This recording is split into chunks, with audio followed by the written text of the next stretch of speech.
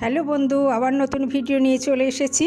আজকে তিল ভাজা দিয়ে শিম আলু ভাজা, দু রকম শিম নিয়ে নিয়েছি। দেখুন এইভাবে বানিয়ে নিতে হবে। শিমগুলো রোদের দিকে দিলে ভিতরে পোকা টোকা আছে নাকি ঠিক বোঝা যায়। দেখুন শিমগুলো এইভাবে ধীরে ধীরে বানিয়ে নিতে হবে। দেখুন রোদের দিকে দিয়ে একবার দেখে নিতে হবে। দু রকম শিমই আমার কাটা হয়ে গেল।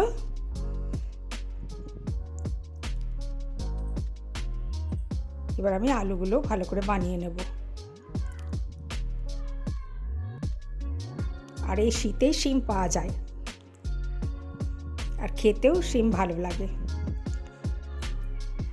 এবার আমি ভালো করে ধুয়ে নিচ্ছি।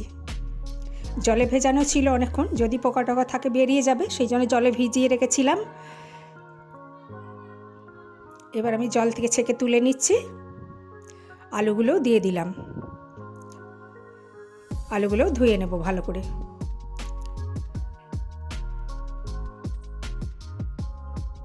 দেখুন তুলে নিচ্ছে।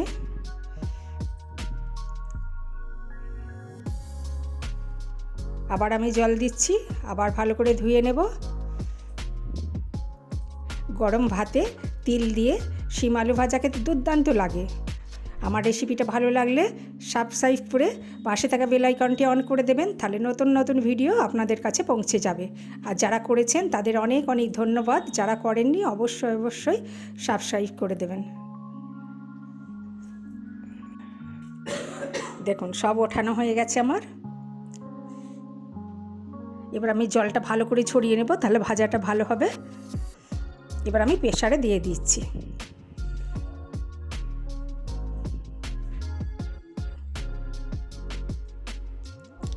প্রেসারে দিয়ে একটা সিটি দিয়ে নেব।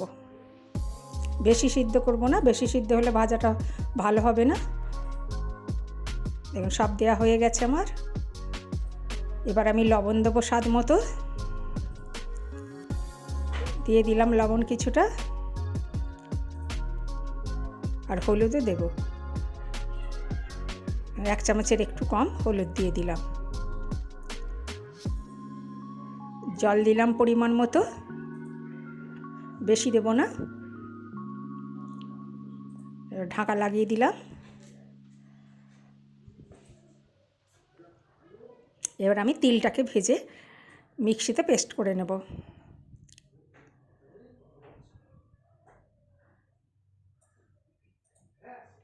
তিলটাকে হালকা হালকা নাড়তে হবে, আর গ্যাসটাও খুব স্লোতে থাকবে, হিটে দিলে পুড়ে যাবে।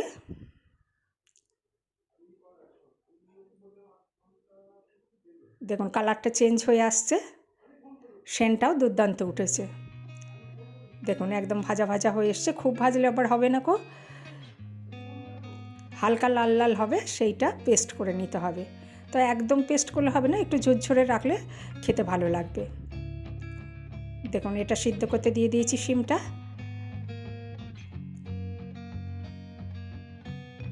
তিলটা আমার ঠান্ডা হবে, সেই জন্য অপেক্ষায় আছি।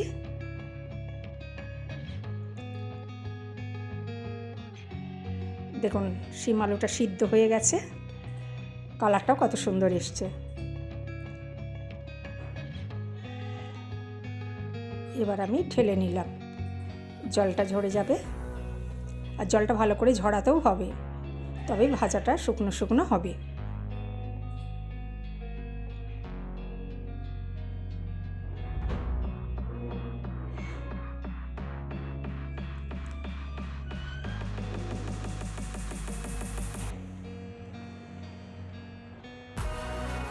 আর আমি কিছু মশলা দেব না। এবার আমি কড়াইয়ে তেল দিয়ে দিলাম।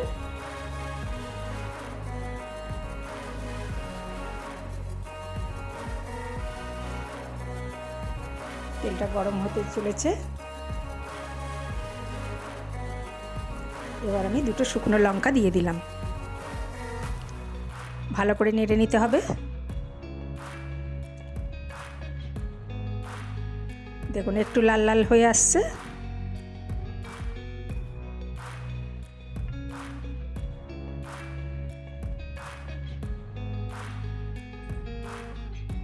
এবার আমি শিম আলু ঝরানো দিয়ে দিচ্ছি।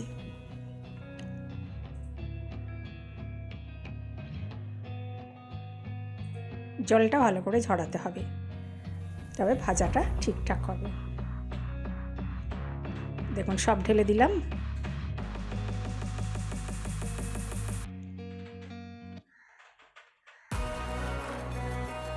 এবার হালকা হাতে নেড়ে দেবো।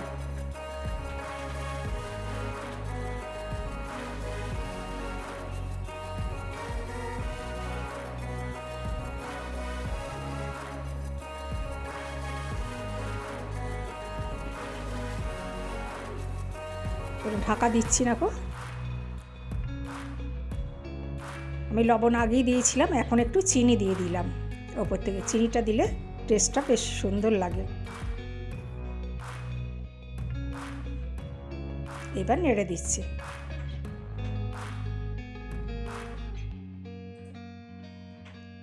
কারণ সিদ্ধ হয়ে গেছে, ঢাকা দিলে আর সিদ্ধ বেশি হয়ে যাবে, সেই জন্য আর ঢাকা দিচ্ছি না, এমনি ভেজে নেব। গ্যাসটা মিডিয়ামে রাখতে হবে। দেখুন এবার তিল পেস্টটা উপর থেকে ছড়িয়ে দিচ্ছি।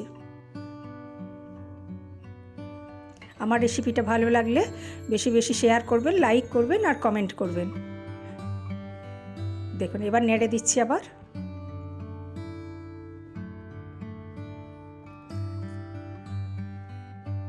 দেখুন আবার দিয়ে দিচ্ছি। এইভাবে উপর থেকে ছড়িয়ে দিতে হবে আর হালকা হালকা করে নেড়ে দিতে হবে। দারুণ সুন্দর খেতে লাগবে। তিল ভাজার নিজস্ব একটা টেস্ট আছে, আর শিম আলু দিয়ে ভাজা খেতে ভালো লাগে। চিনিটা অবশ্যই দিতে হবে, নাহলে ভালো লাগবে না কো।